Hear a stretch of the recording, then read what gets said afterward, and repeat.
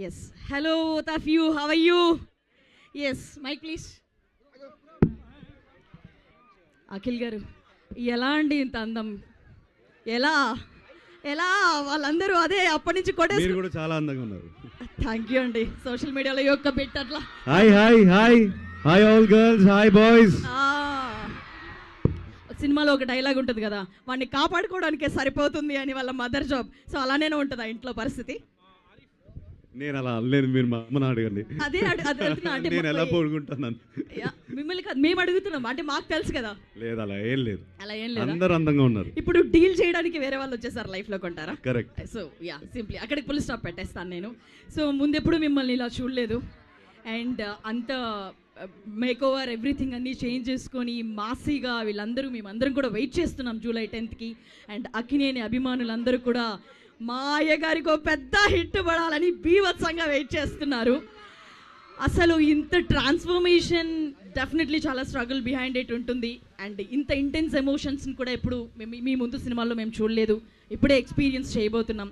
So behind that me preparation కానీ మీది ఎలా జరిగింది, ఏంటి, ఎలా ప్రిపేర్ అయ్యారు టు దిస్ రోల్?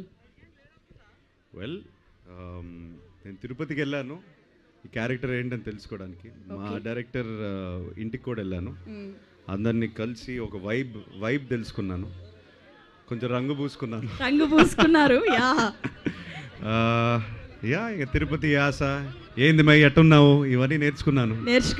చాలా బాగా నేర్చుకున్నారు. అండ్ భాగ్యశ్రీ ఈ లాంగ్వేజ్ కాకపోయినా తను కూడా అంతే అద్భుతంగా చేశారు. ఇద్దరు కలిసి చాలా బాగా చేశారు. అండ్ ఇంత intense love story revolves around Bharathi ఈ సినిమా అంతా అని మాకు అనిపిస్తుంది.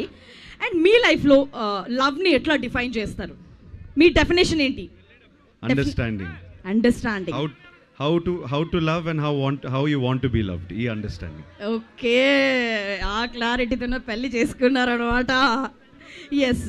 సో ఇప్పటి వరకు ఇంత యాక్షన్ ఎపిసోడ్స్ ఇవన్నీ చూసిన తర్వాత మీకు వన్ పర్టికులర్ సీన్ ఇది చేసిన తర్వాత ఓకే ఇది కదా నేను ఎక్స్పెక్ట్ చేస్తుంది, this is what I want to give to audience చాలా కాలం నుంచి అని ఫీల్ అయిన ఒక సీన్ గాని? ఈ సినిమా లాస్ట్ 20 minutes ఉంటుందండి. ఓకే, మీరు అది చూసి గుర్తుపెట్టుకోండి. That is the satisfaction I got. Okay, వస్తున్నాం కొడుతున్నాం అంతేనా? మా నాన్న అన్నారు, నేనే లేదు, మేమందరం కూడా ఫిక్స్ అయిపోయాం ఇంకా నాగార్జున గారు చెప్పిన తర్వాత. Thank you. అండ్ మా స్టూడెంట్స్ కూడా మాట్లాడడానికి రెడీగా ఉన్నారు. ఒకసారి మైక్ భాగ్యశ్రీ గారు,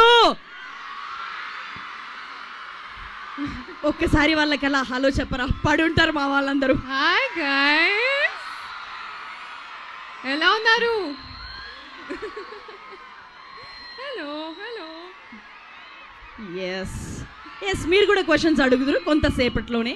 అండ్ మా వాళ్ళందరూ కూడా మీ దగ్గర నుంచి ఒక డైలాగ్ వినాలని చెప్పి వెయిట్ చేస్తున్నారు. Any dialogue from the film or NTR గారిది మొన్న చెప్పారు కదా సీనియర్ ఎన్టీఆర్ గారి డైలాగ్, అది ఒకసారి చెప్తారా? ఆర్ ఎల్స్ ఒక పాట.